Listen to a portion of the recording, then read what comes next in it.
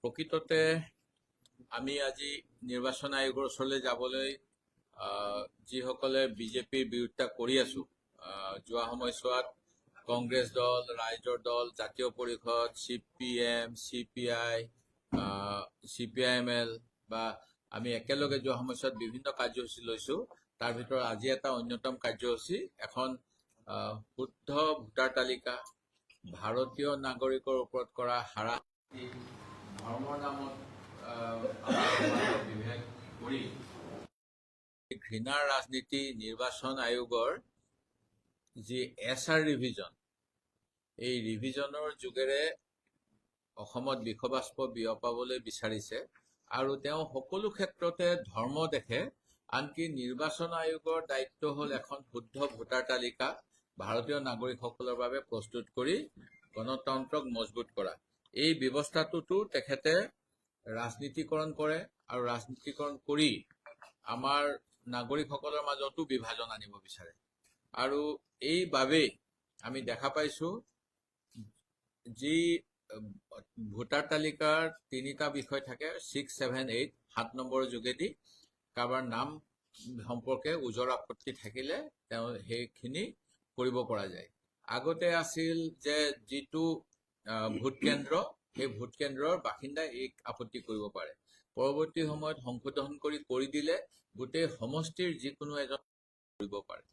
আৰু ইয়াৰ আলম লৈ যোৱা সময়ছোৱাত আমাৰ নেতা ৰাহুল গান্ধী ডাঙৰীয়াই যেনেকৈ ভোট চুৰিৰ কথাটো অতি স্পষ্টভাৱে দিল্লীত প্ৰেছ কনফাৰেন্স কৰি পেলাই উল্লেখ কৰি দিছিল যে লাখ লাখ ভাৰতীয় নাগৰিকৰ নাম ধৰ্মৰ ভিত্তিত কৰ্তন, অচিনাকি মানুহৰ যিসকলে ৰাজ্যৰ বাহিৰৰ বাসিন্দা তেওঁলোকৰ নাম অন্তৰ্ভুক্তি কৰি বিজেপিয়ে যোৱা সময়ছোৱাত বিভিন্ন ৰাজ্যত ভোট গ্ৰহণ কৰি নিৰ্বাচনত জয়লাভ কৰি গণতন্ত্ৰক মষিমূৰ কৰাৰ চেষ্টা কৰিছে আৰু কৰিবলৈ সফলো হৈছে। কিছু জাগাত য'ত দেখা গৈছে যে যদি ভোটৰ জিকাৰ মাৰ্জিন মাত্ৰ 10-20 হাজাৰ হয়, তেনে ক্ষেত্ৰত তেওঁলোকে 30 হাজাৰ নতুনকৈ নাম অন্তৰ্ভুক্ত কৰি দিয়ে 6 মাহৰ ভিতৰত।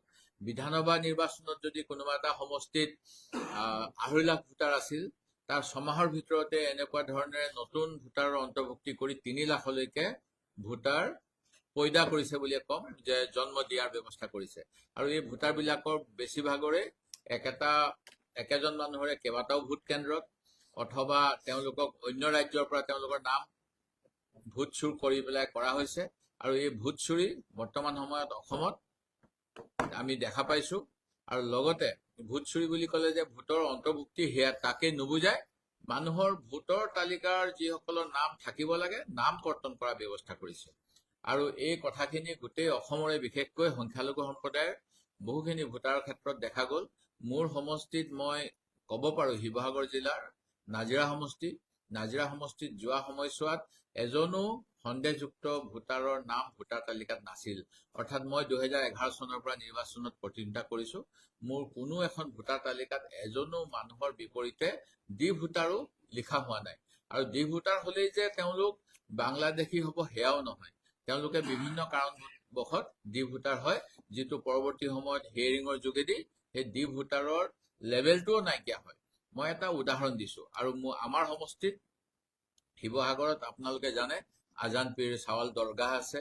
এই তাত বহুত মানুহে আজান পীৰৰ পৰিয়ালৰ মানুহ, বাঘ হাজৰিকাৰ পৰিয়ালৰ মানুহ বা বিভিন্ন মানুহৰ তাত উপাধিত দেখা পাব ইছলাম হাজৰিকা, বৰা হাজৰিকা বা বিভিন্ন উপাধি আছে, বৰুৱা আছে, হুছেইন বৰুৱা, এইবিলাক উপাধি ৰজাদিনীয়া উপাধি। আৰু ৰজাই কামৰ ভিত্তিত সেই সময়তে মেৰিটক্ৰেচি কৰিছিল, তেওঁ ধৰ্মৰ ভিত্তিত উপাধি দিয়া নাছিল। কিন্তু সেই অঞ্চলৰে বহুত মানুহ যিবিলাকে দেশ স্বাধীন হোৱাৰ আগৰে পৰাই আহোম ৰাজত্বৰ শাসনৰ পৰাই তাত আছে আৰু তেওঁলোকৰ ধৰ্মও বেলেগ, সেই মানুহবিলাকক এতিয়া সন্দেহ কৰি পেলাই BLOৰ যি এপ আছে এই এপত তেওঁলোকক কোনোবাই তেওঁলোকৰ বিৰুদ্ধে নাম কৰ্তনৰ অভিযোগ দিছে।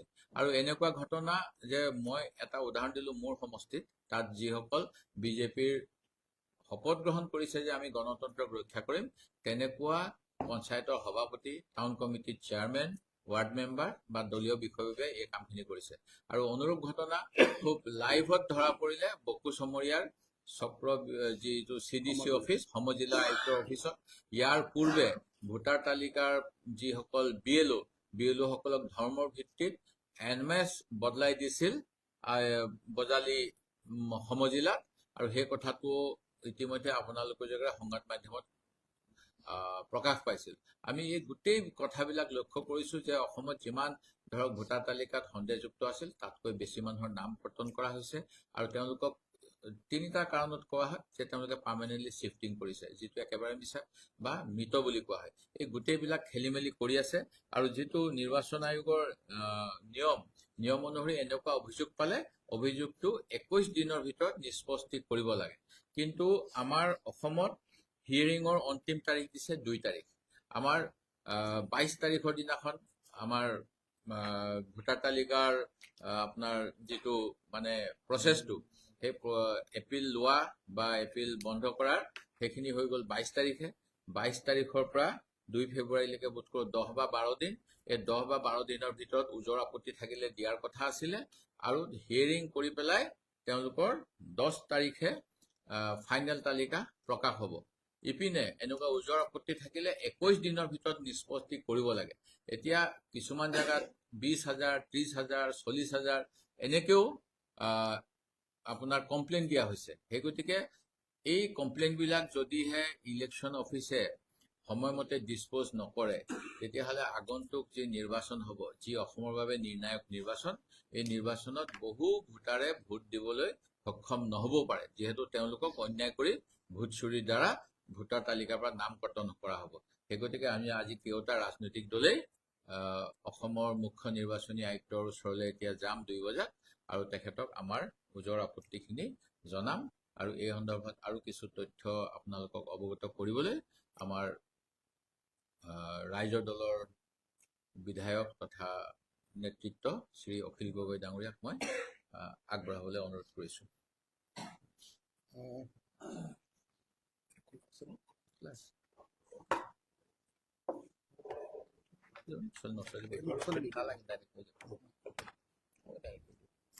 নচলে নেকি? নচলে ন? সন্মানীয় সংবাদকৰ্মীসকল, আচলতে 2026 চনৰ নিৰ্বাচনটো সম্পূৰ্ণৰূপে প্ৰশাসনত পৰিণত হ'বলৈ গৈ আছে।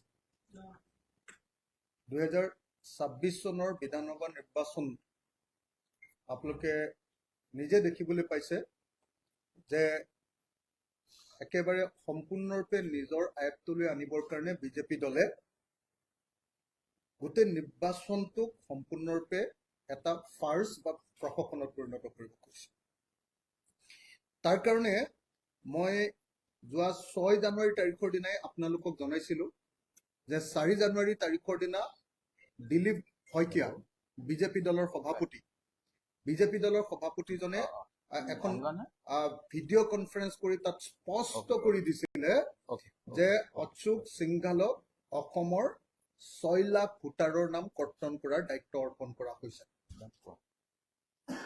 আৰু তদুপৰি সেই 60টা বিধানসভা সমষ্টিত 6 লাখ ভোটাৰৰ নাম কৰ্তন কৰাৰ উপৰিও আৰু তেওঁক দায়িত্ব দিয়াৰ বাদেও অতিৰিক্তভাৱে বাকী দিলীপ শইকীয়াই নিৰ্দেশ দিছিলে যে সকলো MLA, সকলো জিলা বিজেপি দলৰ জিলা সভাপতি আৰু মণ্ডল বিজেপিৰ সভাপতিসকলে 12 জানুৱাৰী তাৰিখৰ ভিতৰত যিবিলাক বুথৰ মানুহে বিজেপিক ভোট নিদিয়ে তেওঁলোকৰ তালিকা বিজেপি দলৰ কেন্দ্ৰীয় কাৰ্যালয়ত জমা দিবলৈ নিৰ্দেশ দিছিলে। তেতিয়াই গোটেই হুলস্থুল লাগি গৈছিলে কেনেকৈ আচলতে বিজেপিয়ে আমাৰ গোটেই নিৰ্বাচনটো সম্পূৰ্ণৰূপে তেওঁলোকৰ নিজৰ হিচাপ মতে নিজৰ ভোটাৰ ৰাখি তেওঁলোকৰ বিৰুদ্ধে থকা বৈধ ভোটাৰবিলাকৰ নাম কৰ্তন কৰি আৰু বাহিৰৰ পৰা অবৈধ ভোটাৰ আনি কেনেকৈ নিৰ্বাচন খেলিব খুজিছে সেই কথাটো স্পষ্ট হৈ পৰিছে। এইবাৰ যেতিয়া যোৱা আপোনাৰ 24 তাৰিখৰ দিনা, আজি হ'ল 25 নহয় জানো, যোৱা 22 তাৰিখৰ দিনা আমি দেখিবলৈ পালো যে 22 তাৰিখৰ সন্ধিয়া 8 বজা মানৰ পৰা বকো CDC বকো সমজিলা কাৰ্যালয় 4জন বিজেপি দলৰ নেতাই কাৰ্যালয়ৰ ভিতৰত বহি থাকি বকো সমজিলা কাৰ্যালয়ৰ কম্পিউটাৰ খুলি তাত কেৱল চকীদাৰ আছে, বাকী আটাইবিলাক বিজেপি দলৰ নেতা। তেওঁলোক হ'ল প্ৰহ্লাদ বিশ্বাস, তেওঁ general secretary south Kamrup district বিজেপিৰ, তেওঁ চমৰীয়া ব্লকৰ ZPCৰ মেম্বাৰো হয়। Shri Mrinmoy Boro secretary south Kamrup district বিজেপিৰ, আৰু Shri Buddhadev Rabha general secretary south Kamrup district ST Morcha BJP, আৰু মৃদুল তালুকদাৰ তেওঁ হ'ল বিজেপি দলে তাতে বকো সমষ্টিত যিজন প্ৰাৰ্থী খাৰা কৰিব খুজিছে ৰাজু মেচ, সেই ৰাজু মেচ নামৰ মানুহজন হ'ল নন্দিনী গেছ এজেঞ্চিৰ মালিক আৰু ভাইচ প্ৰেচিডেণ্ট ST মৰ্চা আসাম প্ৰদেশ বিজেপি। তেওঁ যিজন কৰ্মচাৰী কম্পিউটাৰ কৰ্মচাৰী মৃদুল তালুকদাৰ তাত বহুৱাই লৈ গোটেই ভোটাৰ তালিকাবিলাক গঠি কৰি আছিল। টাইম শেষ হৈ যোৱাৰ পাছত, মানে কমপ্লেইন কৰাৰ টাইম শেষ হৈ যোৱাৰ পাছত অবৈধভাৱে কেনেকৈ CDCৰ অফিচত জিলা উপায়ুক্তৰ কাৰ্যালয়ত বহি লৈ সমজিলা উপায়ুক্তৰ কাৰ্যালয়ত বহি বিজেপি দলে কেনেকৈ ভোটাৰ তালিকা বদলি কৰি আছিলে সেইটো আমি দেখিলো। এতিয়া কথাটো হ'ল যে সমজিলা কাৰ্যালয়ৰ যিজন আয়ুক্ত কি ভৰদ্বাজ, সেই ভৰদ্বাজৰ সহায় নোহোৱাকৈ সমজিলা কাৰ্যালয়ৰ আয়ুক্ত আপোনাৰ প্ৰিয়াংশু ভৰদ্বাজ আৰু দেৱ কুমাৰ মিশ্ৰ, আমাৰ কামৰূপৰ আয়ুক্ত দেৱ কুমাৰ মিশ্ৰ, হিমন্ত বিশ্ব শৰ্মাৰ ক্লাছ ফ্ৰেণ্ড আৰু হিমন্ত বিশ্ব শৰ্মাৰ গেঙৰ এজন প্ৰধান মানুহ। দেৱ কুমাৰ মিশ্ৰৰ নোহোৱাকে পাৰ্মিশ্যন নোহোৱাকে কেতিয়াও এনেকৈ এটা সমজিলা কাৰ্যালয় খুলি দি ৰাতি এনেকৈ কেতিয়াও ভোটাৰ তালিকা বদলাবলৈ দিব নোৱাৰে। গতিকে এতিয়া প্ৰশ্নটো হ'ল যে আমি আগতে কৈছিলো, ইলেকশ্যন কমিশ্যনক আগতে মেমৰেণ্ডাম দি থৈছিলো 4 জানুৱাৰী তাৰিখৰ দিনা, কাৰণ 2 জানুৱাৰী তাৰিখৰ দিনাত এই 2 নম্বৰী কামটো ধৰা পৰিছিলে দিলীপ শইকীয়াৰ, আৰু তাৰ পাছত 22 জানুৱাৰী তাৰিখৰ দিনা এইবাৰ ভোটাৰ তালিকা বদলি কৰি থকাৰ কথা ধৰা পৰিলে। আৰু আজিৰ দিনটোত আমাৰ শিৱসাগৰ জিলা দেৱব্ৰত দা, মই এইবিলাকে আপোনাৰ প্ৰতিনিধিত্ব কৰা শিৱসাগৰ জিলাত ৭৫,০০০খন এনেকুৱা ধৰণৰ আপত্তি আবেদন দিয়া হৈছে। ৭৫,০০০জন মানুহৰ ওপৰত আপত্তি দিয়া হৈছে। আৰু আপত্তি দিবৰ কাৰণে যিবিলাক মানুহক ব্যৱহাৰ কৰা হৈছে, আপত্তি দিবৰ কাৰণে ব্যৱহাৰ কৰা মানুহবিলাক আটাইবিলাক বিজেপি দলৰ বুথ কমিটিৰ মেম্বাৰ, বিজেপি দলৰ বুথ কমিটিৰ মেম্বাৰ।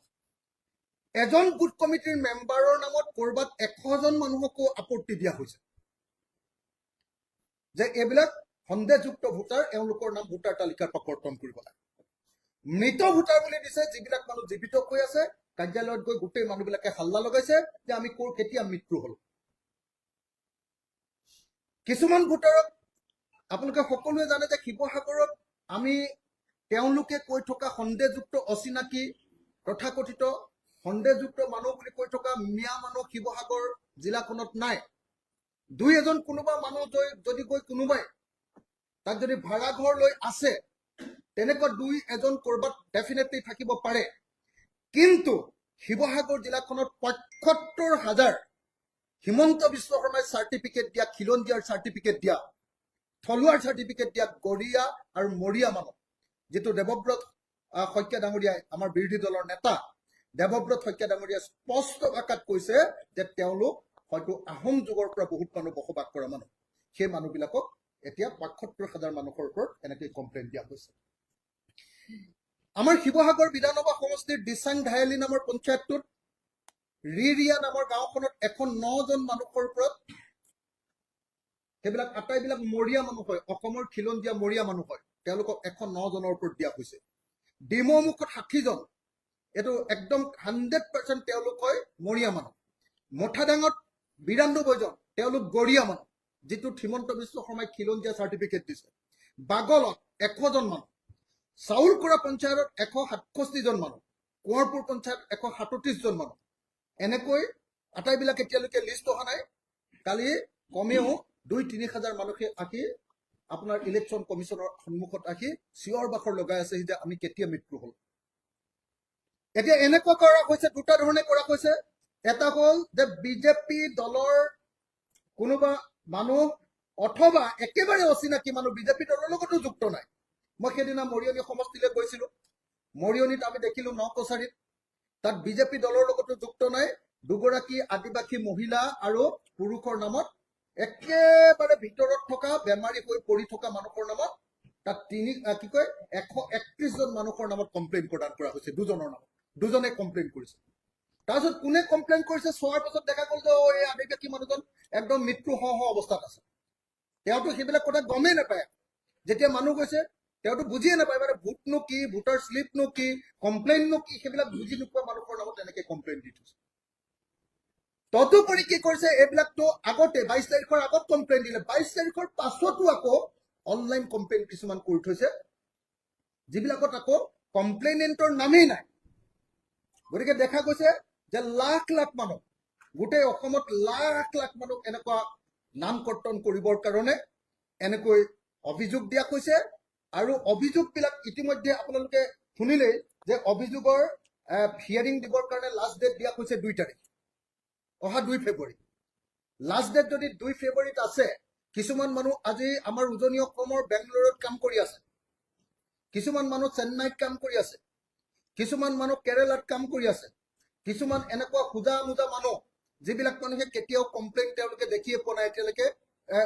বহুতৰ ঘৰলৈ কমপ্লেইন যোৱা নাই, অকল হেৰিয়াত আছে, ইণ্টাৰনেটত আছে, অনলাইন আছে। সেই মানুহবিলাকে কেতিয়া আহি কমপ্লেইন কৰিব 2 ফেব্ৰুৱাৰীৰ ভিতৰত। আৰু 2 ফেব্ৰুৱাৰীৰ ভিতৰত কমপ্লেইনৰ হিয়াৰিং দিব আৰু তাৰ পাছত 10 ফেব্ৰুৱাৰীৰ ভিতৰত ফাইনেল লিষ্ট ওলাই যাব। ইতিমধ্যে আইন অনুসৰি যি 21 দিনৰ সময়সীমা দিব লাগে সেই সময়সীমাটো আনকি দিয়া হোৱা নাই। গতিকে ইয়াৰ জৰিয়তে অসমৰ হাজাৰ হাজাৰ লাখ লাখ বৈধ ভোটাৰৰ নাম কৰ্তন কৰিবৰ কাৰণে যি অভিসন্ধি কৰা হৈছে, এইটো বন্ধ কৰিবৰ কাৰণে আমি নিৰ্বাচন আয়োগক দাবী উত্থাপন কৰিছো। আৰু যদি এই দাবী মানি নলয় তেতিয়াহ'লে কোনো পধ্যে এই নিৰ্বাচনটো খেলা বা নেখেলাৰ মাজত কোনো পাৰ্থক্য নাথাকিব। কাৰণ বিজেপি দলে এনেকৈ তেওঁলোকে জিকিব পৰা আটাইবিলাক সমষ্টি, য'ত 100% মুছলিম মানুহ নাই বা 90% মুছলিম মানুহ নাই, আটাইবিলাক সমষ্টিতে তেওঁলোকে এনেকৈ ভোটাৰ তালিকা বদলাই তেওঁলোকৰ সংখ্যাগৰিষ্ঠতা বঢ়াবৰ কাৰণে চেষ্টা কৰিছে। গতিকে এইটোৱে আপোনালোকে সকলোৱে জানে যে এখন গণতান্ত্ৰিক দেশত এজন মানুহৰ আটাইতকৈ ডাঙৰ অধিকাৰটোৰ নাম হ'ল ভোটাধিকাৰ। সেই ভোটাধিকাৰ নাইকিয়া কৰি দিবৰ কাৰণে যি ব্যৱস্থা গ্ৰহণ কৰা হৈছে, এইটো আমি কেতিয়াও মানি ল'ব নোৱাৰো। সেইকাৰণে আজিৰ দিনটোত আমি অল পাৰ্টিৰ পিনৰ পৰা কংগ্ৰেছ দল, জাতীয় পৰিষদ, CPI-ML আৰু CPI-M এই আটাইকেইটা দলৰ তৰফৰ পৰা আমি সংবাদমেল আয়োজন কৰিছো। এতিয়া গৈ আমি ইলেকশ্যন কমিশ্যনৰ ওচৰত প্ৰতিবাদ সাব্যস্ত কৰিম, তেওঁলোকৰ ওচৰত কমপ্লেইন দিম, স্মাৰকপত্ৰ দিম। আৰু তাৰ পাছতো যদি এই প্ৰক্ৰিয়া বন্ধ নকৰে তেতিয়াহ'লে প্ৰবল আন্দোলন গঢ়ি তুলিব লাগিব। আৰু মইতো ভাবো মোৰ প্ৰস্তাৱটো হ'ল যে আন সকলো কাম বাদ দি সকলো বিৰোধী দলে আহি ইলেকশ্যন কমিশ্যনৰ সন্মুখত বহি হয় এই প্ৰক্ৰিয়া বন্ধ কৰিবৰ কাৰণে ব্যৱস্থা ল'ব লাগিব, নহ'লে ইলেকশ্যন বৰ্জন কৰাৰ বাহিৰে কোনো বিকল্প নাথাকিব। সেইকাৰণে এই মুহূৰ্তত মই সংবাদমেলত আপোনালোকক সকলোকে আহ্বান জনাইছো যে যিসকলে এতিয়ালৈকে গম পোৱা নাই যে তেওঁলোকৰ নামো মানে কমপ্লেইনত আহিছে নেকি, সকলোৱে নিজৰ নিজৰ ভোটবিলাকৰ খবৰ লওক।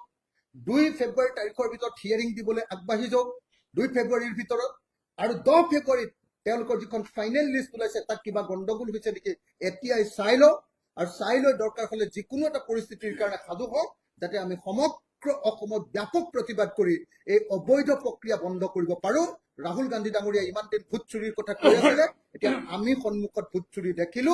গতিকে এই মুহূৰ্তত এই কামটো বন্ধ কৰিবই লাগিব। হিমন্ত বিশ্ব শৰ্মাক আমি এই কাম কেতিয়াও কৰিবলৈ নিদিওঁ। আমাৰ অসম জাতীয় পৰিষদৰ লুৰিণজ্যোতি গগৈ ডাঙৰীয়াকো তেখেতৰ মন্তব্য আগবঢ়ালে।